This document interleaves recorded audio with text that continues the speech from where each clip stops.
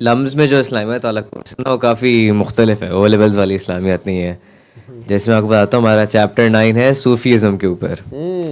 वो बहुत ही एक शरिया बेस्ड वाली सूफीज़म करवाते हैं थोड़ी सी, वो बहुत ही कम होता है इंटॉक्सिकेटेड वाला जो होता है, लेकिन उसमें भी कराते हैं। तो उसमें अभी आपने बोला कि खुदा से मिलना है तो कैसे मिलो भाई, मर जाओ, और अगर मरना नहीं है तो फिर मरने से पहले मर जाओ। उससे मुझे एक कॉन्सेप्ट याद आया फना का, कि ईगो डेथ, अपनी आइडेंटिटी ख़त्म कर देना। ये हाँ, तो एक बड़ा मज़े का मुझे एक सवाल आया। अब अपनी आइडेंटिटी ख़त्म करने के लिए लोग बड़ी मेहनत करते हैं, ठीक है, वो मेडिटेट करते हैं, पहाड़ों में जाते हैं, सही है। अब लेकिन अब नया ज़माना है तो अच्छे अच्छे साइकेडेलिक्स भी आते हैं मार्केट में। वो आप थोड़ा सा मशरूम लेते हैं तो आपका आधे घंटे में ही आइडेंटिटी ख़त्म हो जाती है। थोड़ी देर को थोड़ी देर के खत्म लिए। होती है, एनर्जी वापस आ जाती है। ये है मसला। इसका एक ही हल है,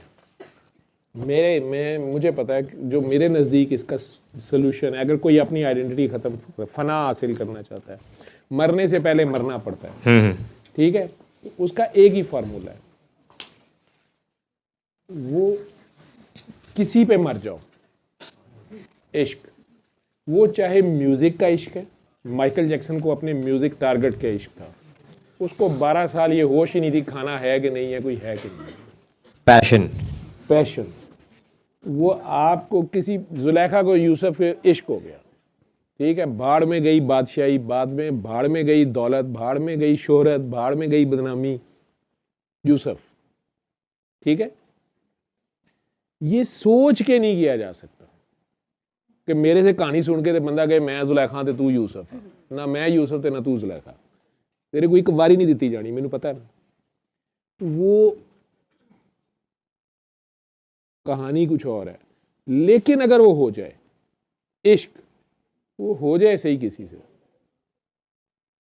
मैंने उसमें देखा लोगों को कि उन्होंने परवाह नहीं की दुनिया क्या कहेगी, कोई क्या कहेगा, दिन क्या है, रात क्या है, सुबह क्या है, शाम क्या है, ठंड क्या है, गर्मी क्या है, तकलीफ क्या है, ठीक है। लेकिन ये मैंने देखा इसमें कि इसमें भी उस पैशन के पीछे भी वो फरहाद जो जुए शीर निकाल लेता है पहाड़ में से, वो शीर ही नहीं होती, उसमें रब छुपा होता है। वो कहानी वही प्योरिटी की तरफ जब जाती है तो वो आखिर में खुदा ही निकलता है, और वो वननेस होती तब है, एक जीरो हो जाता है, पीछे वन बचता है, ठीक है। खुद नहीं रह जाता, बस वो लवर रह जाता है। वो वही रह जाता है, वो पैशन रह जाती है, ठीक। इसी इंटरव्यू में जो कल उस काकी ने किया है, मुझे खुद नहीं पता, मैंने कल सुना, मैंने कभी अपना पॉडकास्ट नहीं सुना, कभी नहीं, मुझे पूरा नहीं सुना जाता, मुझे याद है मैंने क्या कहा था, पता नहीं क्यों मैंने कल उसको पूरा सुना है, और मुझे मज़ा आ रहा था उसमें, क्योंकि मुझे भी वो काकी जी हैं, मेरा ख्याल सरफराज शाह साहब की काकी हैं, तो स्पिरिचुअली वो स्ट्रांग थी, तो उन्होंने बड़ा उसने होमवर्क करके मुझे पकड़ा है ना। सवाल ही उसने सीधा किया, उसने कि तुम किससे नफरत करते थे, कि तुम्हें बीमारी हुई थी। तो यहाँ से वो बात चली, तो उसमें उन्होंने एक सवाल मेरे से पूछा कि बाबा जी याद आते हैं, और मुझे नहीं पता, मैंने उसे जाने का, मैं बिल्कुल नहीं आते यार, क्योंकि मुझे कभी भूले नहीं, मैंने कभी मिस नहीं किया। उसने कहा नहीं मिस करते हो, मैंने किया ही नहीं कभी मिस, ठीक।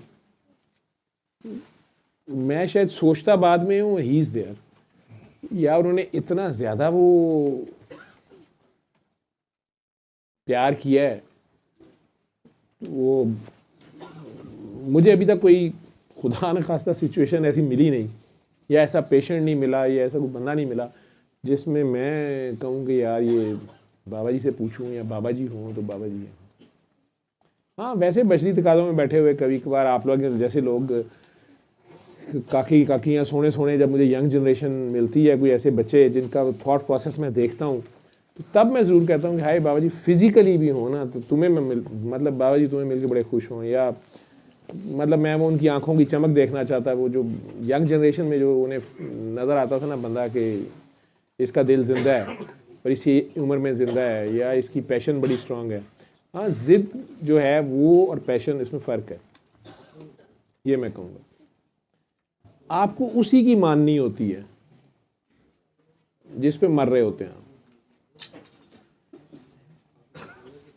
और वो 1 या 2 बार आपको कहता है, उसके बाद नहीं होता। वो आप लगे रहें।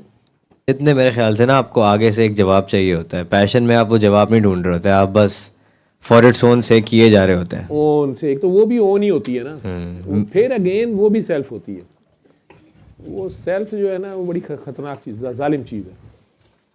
ठीक, वो माशूक जब तक नहीं ना टकरेगा आपको, जब माशूक टकरे, माशूक होता है बेपरवाह।